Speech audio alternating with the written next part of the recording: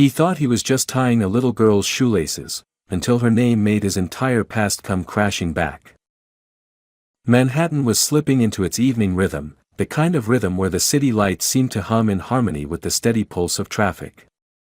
Storefronts glowed in warm amber tones, neon signs blinked lazily, and the faint aroma of roasted chestnuts from a street cart drifted on the crisp autumn air. James Caldwell, a man whose name often appeared in business magazines and whose schedule was normally guarded like a state secret, walked briskly down the sidewalk toward the black limousine waiting at the curb. His phone was still in his hand, the last echoes of a tense conference call fading from his mind, when something caught his attention on the edge of the park. Just a few feet from the entrance, a small figure sat hunched on the curb, her thin shoulders trembling. A group of children was disappearing into the distance, their laughter carrying back like cruel little echoes.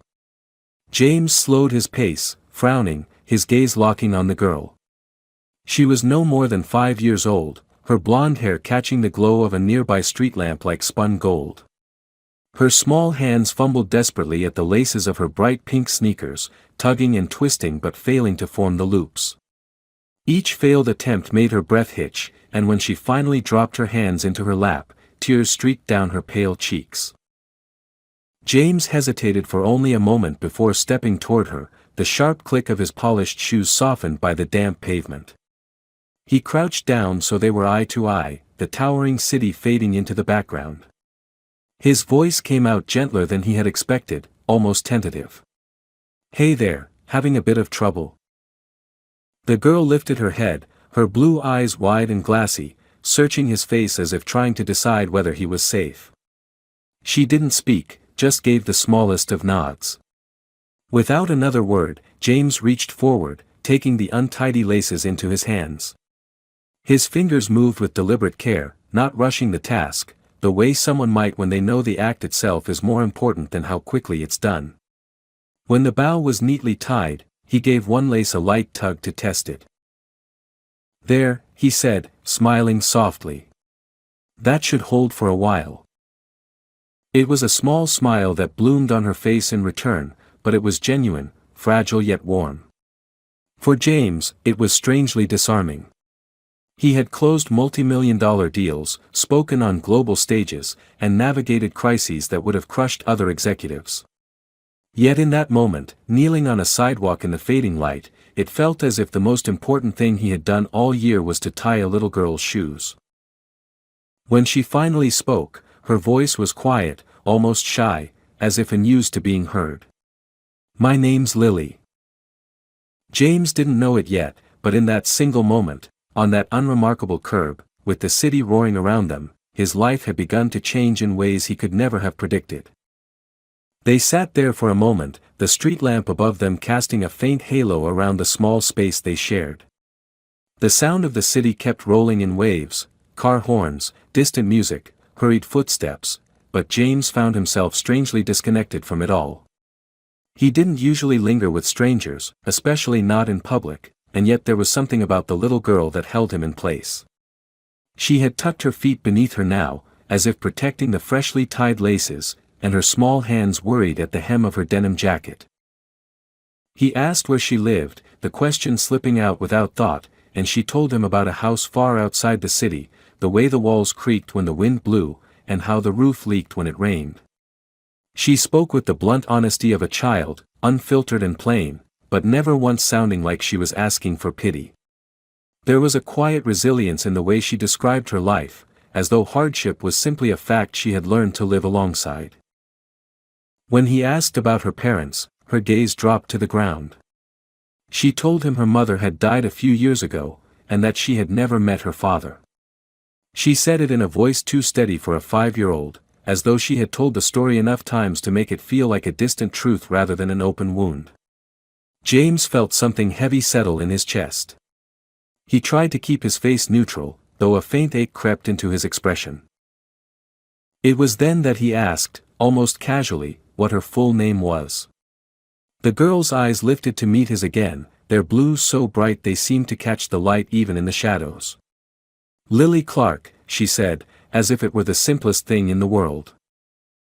The sound of it hit him like a sudden drop in temperature.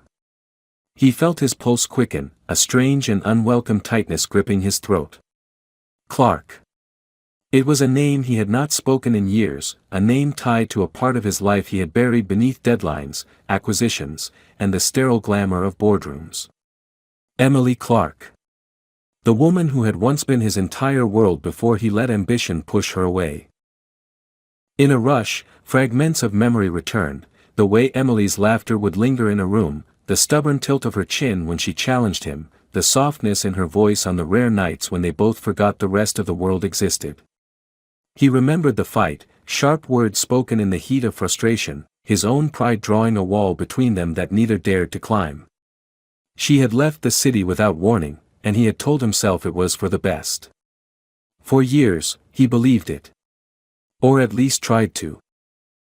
Now, looking at this small, fair-haired girl with eyes the same impossible shade of blue as Emily's, he felt the edges of that carefully constructed distance begin to crumble. Questions rose faster than he could process them. Could it be? Was it even possible? He tried to study her without making it obvious, noticing the faint curl in her hair, the way her lips curved when she was uncertain, little details that felt so familiar they made his stomach twist.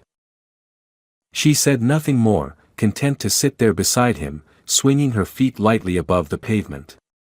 But the name hung between them, charged with meaning she could not possibly understand. James forced a smile and asked her what she liked to do for fun, trying to keep his voice light, but his mind was far away, tangled in a past he thought he'd left behind. As she chattered about drawing flowers in the dirt behind her house and how she liked to pretend the clouds were giant animals, James felt the strange, inescapable pull of fate.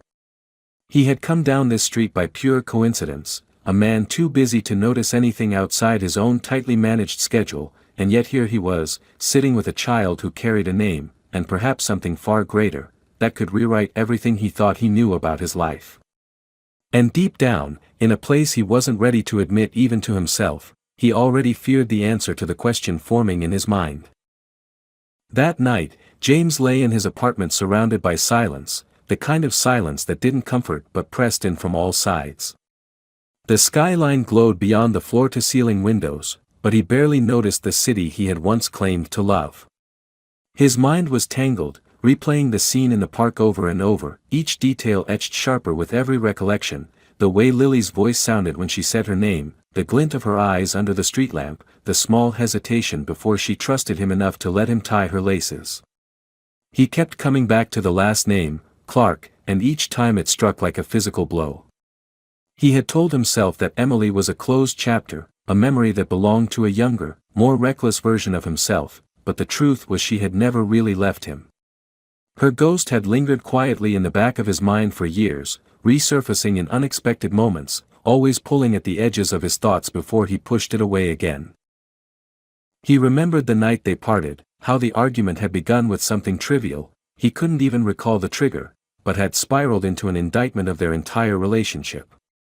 Emily had accused him of caring more about his next promotion than about them, of measuring life only in terms of progress and profit. He had accused her of not understanding the pressure he was under, the sacrifices he needed to make. In the end, she had packed her things while he stood there, too proud to stop her, convincing himself it was better to let her go than admit he was wrong. After she left, he told his friends he was fine, told himself that she would have only been an anchor holding him back. The truth was harder to admit, he missed her every day, but instead of facing that, he drowned himself in work, building a career so vast and consuming there was no room for regret. Still, in quiet moments, he would find himself wondering where she had gone, whether she was happy, whether she ever thought of him. Now, with Lily's face fresh in his memory, all those buried questions came rushing back, but with a sharper edge. The timing was possible, painfully possible. He did the math in his head, counting back the years. Lily was about 5. That would have been just after Emily vanished from his life. He couldn't stop imagining what Emily must have gone through if she had been pregnant then, alone and far from him. He tried to picture her holding a baby, her smile softened in that way he remembered from quieter days, and the image both warmed and tore at him.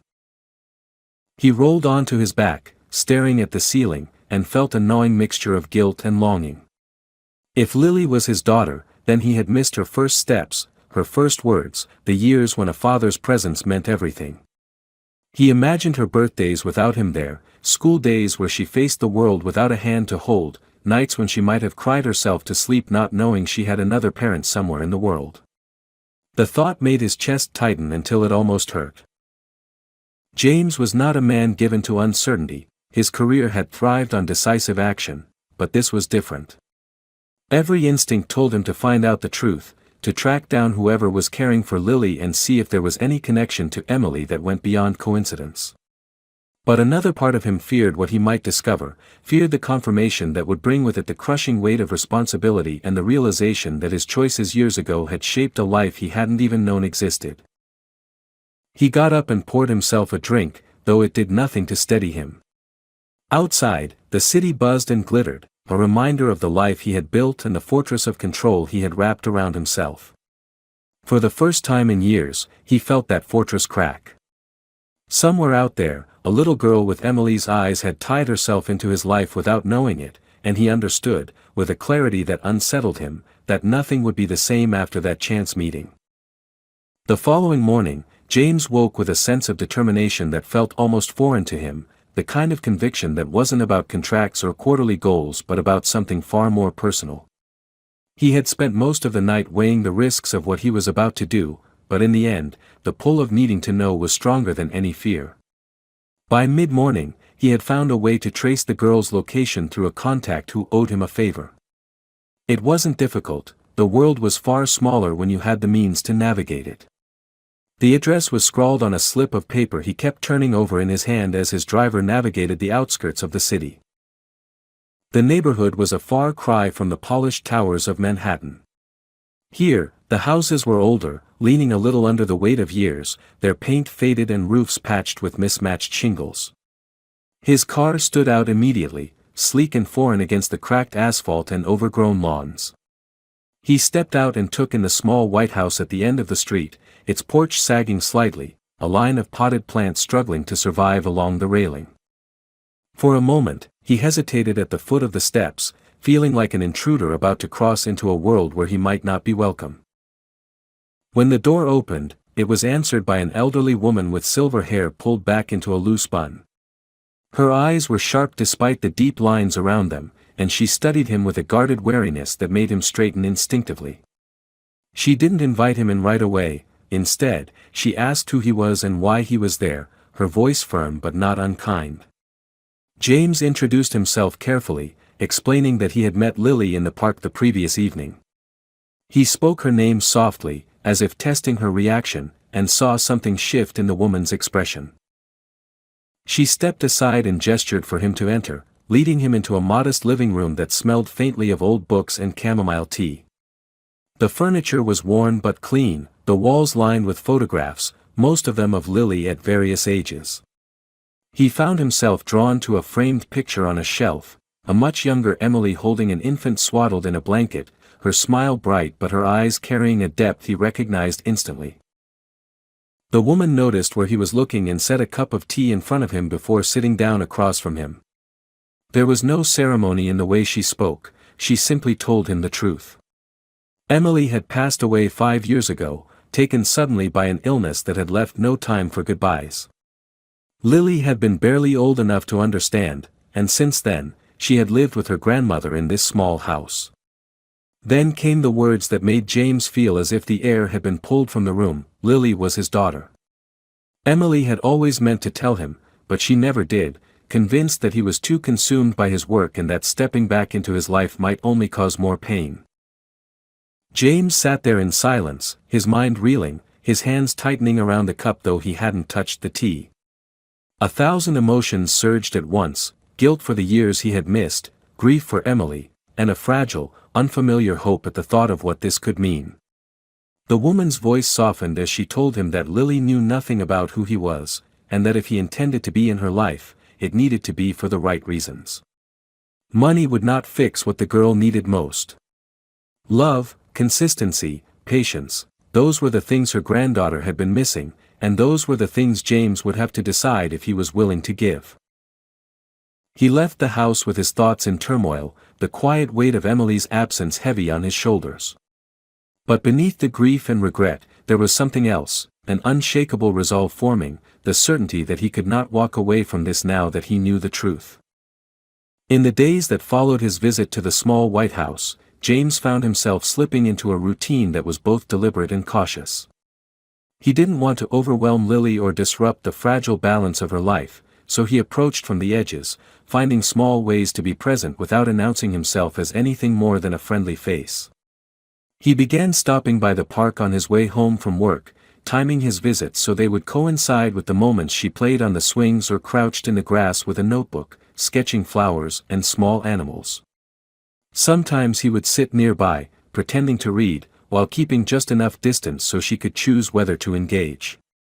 Gradually, she did, first with shy glances, then with questions, and eventually with stories about her day, each one offered as if she were testing the safety of his interest. At the same time, he worked quietly with her grandmother to ease some of the burdens they carried. The roof was repaired after a particularly heavy rainstorm, though he made sure the work was arranged anonymously so it would feel like a stroke of good fortune rather than a handout. New clothes appeared in Lily's wardrobe, simple and practical, chosen with care so they wouldn't draw too much attention at school. When he tried to offer more direct help, her grandmother pushed back firmly, reminding him that Lily didn't need to be dazzled with material things. What she needed was stability, someone who would show up consistently and mean it.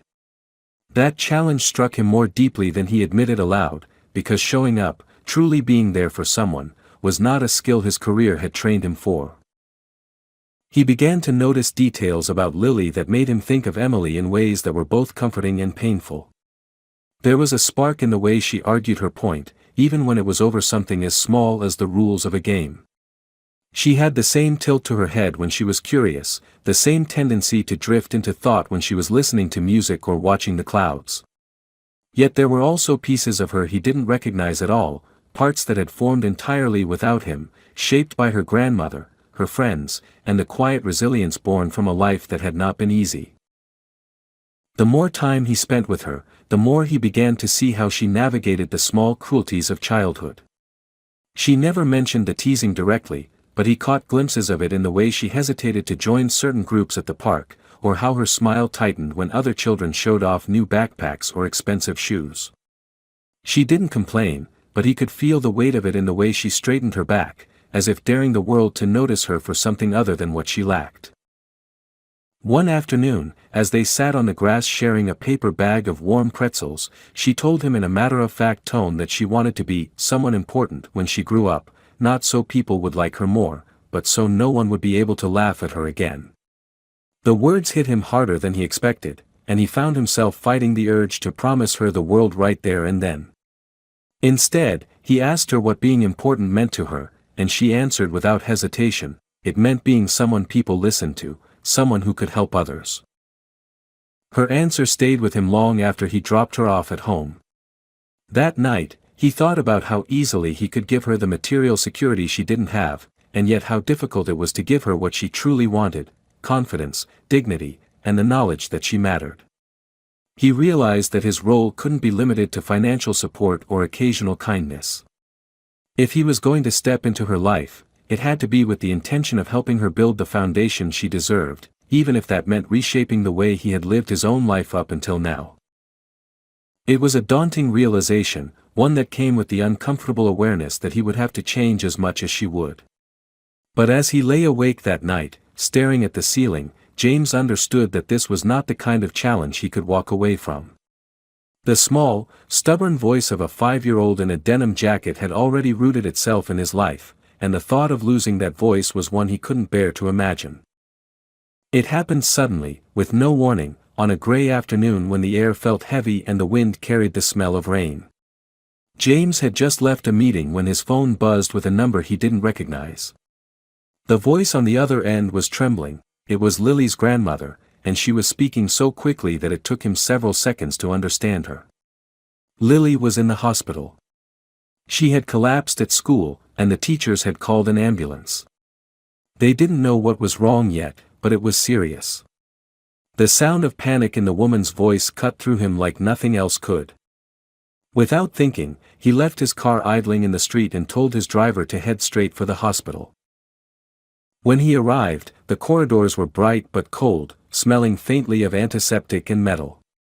He found the grandmother sitting stiffly in a hard plastic chair, her hands knotted together in her lap. Her face was pale, but her eyes were steady as she explained that Lily had a heart condition, one Emily had known about but had kept quiet from most people. It had never caused major problems before, but now the doctors were saying she needed surgery, and soon. Without it, her condition could worsen quickly. James felt a sharp, almost physical pain in his chest as he listened, the words folding over him in waves. He wanted to demand that the doctors fix it immediately, but the truth was more complicated. The procedure was expensive and would require specialists. Time mattered, but so did resources. In that moment, the question of cost felt absurd. He had spent his adult life surrounded by deals that involved obscene amounts of money, but none of those transactions had ever carried this kind of weight. He made a call from the hospital lobby, his voice clipped and urgent, instructing his financial advisor to liquidate a portion of his company's shares. He didn't care about the market implications or the headlines it might generate. All that mattered was that the hospital had the green light to move forward without hesitation. The days that followed blurred together in a haze of hospital rooms, muted conversations with doctors, and the constant beeping of machines that monitored Lily's fragile heartbeat. James stayed by her side whenever they would let him, sleeping in a stiff chair in the corner of her room, waking each time she stirred or whispered something in her sleep. She looked so small in the bed, her blonde hair fanned across the pillow, her skin pale against the white sheets. He kept thinking about the years he had missed, how many moments like this had belonged to someone else, how many times she had needed comfort and he hadn't been there to give it. There were moments when her eyes would flutter open and find his, and she would smile faintly, as if to tell him she wasn't afraid. Those were the moments that broke him in ways he didn't expect. He had faced hostile takeovers, public scandals, and the collapse of major deals without letting anyone see him falter, but sitting here, watching a 5-year-old fight for her life, stripped away every layer of armor he had built. When the day of the surgery came, the wait felt endless. He paced the hallway outside the operating room, the soles of his shoes tracing the same narrow path over and over until his legs ached. Her grandmother sat silently nearby, her rosary slipping through her fingers in a rhythm that seemed to measure time. Every time the doors opened and a nurse stepped out, James' head would snap up, his pulse quickening, only to sink again when it wasn't news about Lily. Hours later, when the surgeon finally emerged, his expression was calm. The operation had gone well, and Lily was stable. Relief washed over James so intensely that he had to steady himself against the wall. He thanked the doctor, though the words felt too small for the gratitude he felt. He didn't care that the process had cost him a small fortune, that the decision would ripple through his professional life in ways he couldn't yet predict. All that mattered was that she would wake up, that she would have the chance to grow, to run, to live the kind of life that might have been cut short if he hadn't been there in time. That night, sitting by her bed while she slept peacefully for the first time in days, James realized something that unsettled him in its simplicity. He had once believed his wealth and power were the markers of his worth, the proof that he had succeeded. Now, with the soft sound of her breathing filling the quiet room, he understood that none of it meant anything compared to being here, to making sure she never had to face the world alone again. A week after the surgery, Lily was well enough to return home, her step still small and careful but her spirit brighter than it had been in months. James visited almost every day, bringing board games, picture books, and sometimes nothing more than his company. He had begun to notice that she expected him now, that her eyes would search the doorway when the doorbell rang, and he couldn't deny the warmth that rose in him each time she lit up at the sight of him. It was during one of those visits, when Lily was napping in the small bedroom at the end of the hall, that her grandmother quietly asked him to stay a moment after she woke. Her tone was steady, but something in her gaze told him this was not going to be an ordinary conversation. When Lily's soft breathing faded into the background, the grandmother disappeared into another room and returned carrying a worn cardboard box. It was taped at the edges and had the faint musty smell of things kept for too long. She set it on the coffee table and, without a word, pushed it toward him. James hesitated before opening it, his fingers brushing the brittle tape as if the act itself required permission. Inside were stacks of envelopes, some neatly bundled with ribbon, others loose and worn at the corners. He recognized Emily's handwriting immediately, the looping curves of her letters, the way her ink sometimes pressed darker into the paper as if she had written with emotion she couldn't contain. He pulled one from the top of the pile and unfolded it slowly. It was addressed to him, but the postmark was years old. The letter began without preamble, Emily's words spilling onto the page in a way that felt both urgent and intimate. She told him she had tried to reach him after she left but hadn't known how to bridge the distance his silence had created. She explained that she hadn't wanted to disrupt his life, that she knew how hard he had worked for everything he had achieved, but there was something he needed to know. Lily was his daughter. She wrote about the day she found out she was pregnant, the fear she had felt, and the stubborn hope that one day he might be ready to be part of their lives. "If you're reading this," she wrote in one of the final paragraphs, "it means I didn't get to tell you in person. But I hope you'll find her, and when you do, I hope you'll love her the way I know you can." James read the letter twice, then a third time, each word sinking deeper until it felt as though his chest was too tight to draw breath. The guilt that had already been stirring in him since meeting Lily now swelled into something heavier, sharper, and more permanent. All the years he had thought of Emily as a closed chapter were suddenly rewritten into something else entirely, a story he had walked away from without realizing it had continued without him. He imagined her alone in the moments she described, imagined her holding their child for the first time, making decisions on her own, carrying burdens he should have shared. He set the letter down with shaking hands and looked at the grandmother, who was watching him with a quiet understanding that made him feel even more exposed. She told him she had considered giving him the box years ago but had decided against it, unsure if he would have done anything differently back then. Now, after seeing him with Lily, she thought perhaps the time was right. She reminded him again that Lily didn't know who he was and that if he planned to tell her, it should be when he was certain he could commit to the role completely. There was no place in her life for someone who might walk away again. James sat there for a long time after she left the room, staring at the box and feeling the weight of the past pressing in from all sides. The regret was almost unbearable, but beneath it, something else was taking shape, a kind of clarity he hadn't felt in years. The decision was no longer about whether he wanted to be involved. It was about accepting that he already was, that every choice from this moment forward would shape not only her life but his own. As he left that night, carrying the letter folded neatly in his coat pocket, he knew with absolute certainty that whatever came next, turning away was no longer an option. 2 years passed, and the sharp edges of that first meeting in the park had softened into something steady and familiar. James had stepped away from the constant grind of running his company, surprising both his colleagues and the business press with the announcement that he was retiring from the role to focus on personal priorities. Few understood what that meant, but to him, it was simple. His days no longer belonged to boardrooms and shareholders, they belonged to Lily. He became part of her world in a way that felt natural, almost as though it had always been this way. Mornings were for breakfast at the small kitchen table in her grandmother's house, where Lily would chatter about school projects while he packed her lunch. Afternoons might mean trips to the library, afternoons spent drawing side by side, or baking clumsy batches of cookies that somehow disappeared before dinner. He still had business ventures in the background, but they no longer dictated his every move. Lily had grown in those 2 years, not just taller but more confident. The girl who once sat on a park curb with untied laces and downcast eyes now laughed freely, asked endless questions, and spoke her mind without hesitation. She had learned to ride a bike, to play simple songs on the piano, and to hold her ground when other children tried to make her feel small. James knew that some of this came from maturity, but he also knew it came from the knowledge that she was not alone. The walls she had once kept between herself and the world had started to crumble, replaced with a kind of quiet assurance. The truth about their connection was something he had wrestled with for months before telling her. When he finally did, it was on a cool autumn evening, the kind where the air was crisp but not yet harsh.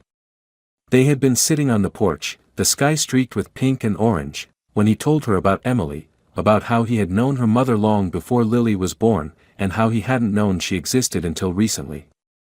He kept his voice gentle, letting her guide the pace with her questions. There were tears, and there were silences, but by the time the sun had dipped below the trees, she had leaned against him in a way that told him she had accepted it. That night, she called him Dad for the first time, and the word felt like both a gift and a responsibility heavier than anything he had ever carried. One spring afternoon, they found themselves walking through the same park where they had met. The air was warm and alive with the scent of fresh grass, and Lily, now 7, darted ahead toward the swings. James followed at a slower pace, smiling at the way her hair caught the sunlight. When she jumped off the swing and ran back toward him, she stopped suddenly, crouched down, and took hold of one of his shoes. Without a word, she began tying the lace that had come undone, her small fingers looping and pulling with practiced ease. When she finished, she looked up at him with a mischievous grin. "Now I'm helping you, Dad," she said, and for a moment he could only stand there, caught off guard by the echo of that night 2 years ago.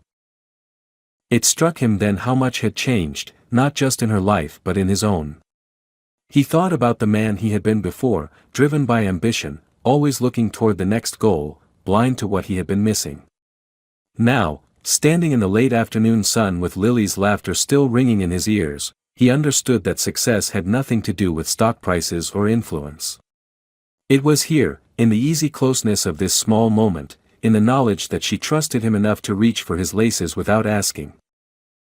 As they left the park, her hand slipped naturally into his, and he realized that the life he had now was not something he had planned or earned in the traditional sense.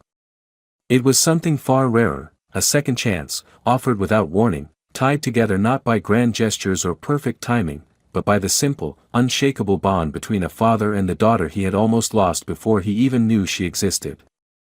And for the first time in a long time, James felt that he was exactly where he was meant to be. To me, the ending of this story isn't just about a man finding his daughter, it's about someone who spent years chasing the wrong kind of success and discovering, almost too late, that love and presence are the real measure of a life. James's journey feels like a quiet redemption arc, where the win isn't dramatic or loud, but deeply human. The image of Lily tying his shoelaces at the end works as a perfect full-circle moment. It's simple, almost ordinary, yet it carries the weight of everything they've endured. It reminds me that sometimes the most life-changing moments don't arrive with fanfare, they arrive softly, in the form of someone you love doing something small that means everything.